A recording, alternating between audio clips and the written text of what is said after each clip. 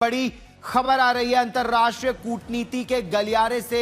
इस वक्त की बड़ी खबर आपको बता दें, ईरान के राष्ट्रपति मसूद पेजेश्कियान ने भारत के प्रधानमंत्री नरेंद्र मोदी को एक बेहद खास समारोह के लिए आधिकारिक आमंत्रण भेजा है।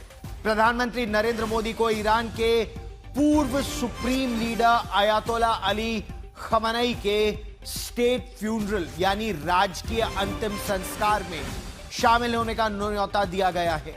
हम आपको बता दें कि 86 वर्ष के अयातोला अली खamenei इसी साल 28 फरवरी को अमेरिका और इजराइल की संयुक्त एयर स्ट्राइक में मारे गए थे। अब अगले महीने यानी 4 जुलाई से लेकर 9 जुलाई 2026 तक ईरान में उनका 6 दिनों का अंतिम संस्कार कार्यक्रम होने जा रहा है।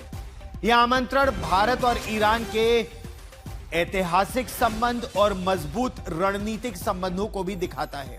पाकिस्तान के प्रधानमंत्री शहबाज शरीफ पहले ही इस कार्यक्रम में अपना डेलीगेशन भेजने का ऐलान कर चुके हैं। हालांकि नई दिल्ली यानी भारत सरकार की तरफ से प्रधानमंत्री नरेंद्र मोदी के इस दौरे को लेकर अभी कोई आधिकारिक पुष्टि नहीं हुई है, ना ही कोई जवाब ईरान तक पहुंचा है। मुहर्रम के महीने में होने वाले इस जनाजे पर अब पूरी दुनिया की निगाहें टिकी हुई है।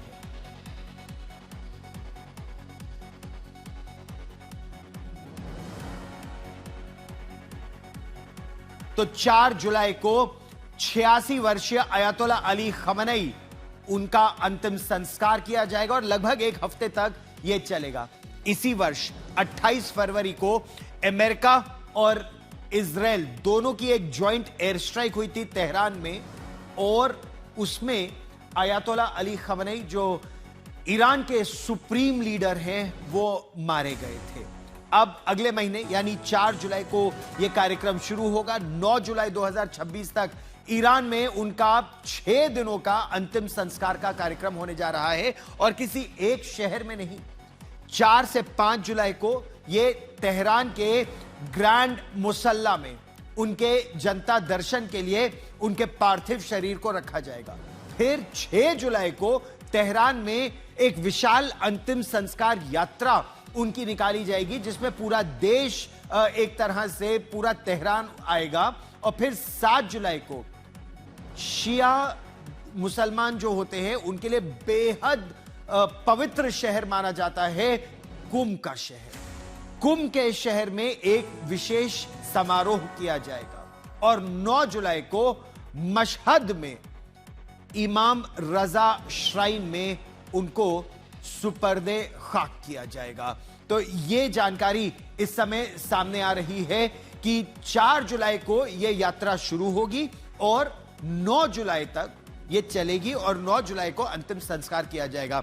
जो लोग ईरान में हैं अलग अलग शहरों में, वो आकर अयातोला अली खamenei को अपना सम्मान दे सकते हैं। लास्ट राइट्स जब उनके किए जाएंगे। मेरे सहयोगी सुमित हमारे साथ अब जुड़ रहे हैं इस चर्चा के लिए, और सुमित ईरान के कई शहरों में मौजूद भी थे। सुमित, आप कुम शहर भी गए थे, मशहद भी गए थे, वो युद्ध का काल था, लेकिन इस समय किस तरह की मान्यता, किस तरह का महत्व और ईरान पूरे देश को जोड़ने का प्रयास कर रहा है। बिल्कुल, और देखिए आपने बिल्कुल ठीक कहा कि ईरान अपने आप को जोड़ने का कोशिश कर रहा है। और खास बात यह भी कि एक शक्ति प्रदर्शन होगा, क्योंकि रिजिम चेंज की बातें होती थी, लगातार ये बात की जा रही थी कि लोगों में उनको लेकर नाराजगी थी। लेकिन ईरान का प्रशासन इस समय पूरी कोशिश कर रहा है कि पूरी दुनिया से वर्ल्ड लीडर्स इस फ्यूनरल में आए, लगातार इसको लेकर कवरेज मिले। और अभी अगर आपने जैसा आपने बताया कि 4 और 5 तारीख को लगातार उनके फ्यूनरल की वहां पर उनकी बॉडी को रखा जाएगा, लोग देख सकेंगे। और ये मान के चलिए कि करीबन 110-115 दिन के बाद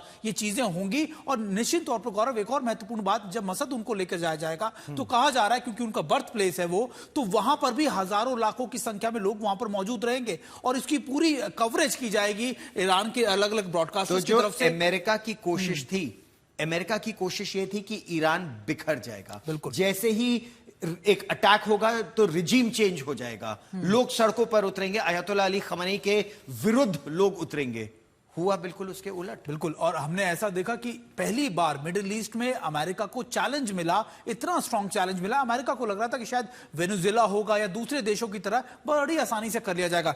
ना तो लोग वहां पर मुखालफत करते हुए सड़कों पर उतरे और ना ही किसी ने रिजिम चेंज का झंडा बुलंद किया। सबसे इंपॉर्टेंट बात यह थी कि ईरान के जो आप कह सकते हैं कि उनकी जो ट्रांजिट था, जो एक सुप्रीम लीडर से दूसरे सुप्रीम लीडर, एक कमांडर से दूसरे कमांडर को, वो जाना इतना स्मूथ था कि ये अमेरिका ने भी एक्सपेक्ट नहीं किया होगा कि इनकी स्ट्रैटेजीज इतनी जल्दी चेंज हो जाएगी और इनके पास लीडरशिप की अलग अलग खेप या फिर अलग अलग फेज तरीकों से तैयार बैठी होगी, जो इनको आप कह सकते हैं दोबारा से टेक ओवर कर लेगी। तो वो ट्रांजिशन की पूरी तैयारी इनकी थी, और 1 दर्जे या 2 दर्जे की नहीं, पूरे 7 दर्जे की, बिल्कुल 7 लेयर उसको कहा जाता है, 7 लेयर्स की उनकी तैयारी थी। सुमित, आप मेरे साथ जुड़े, बहुत बहुत धन्यवाद।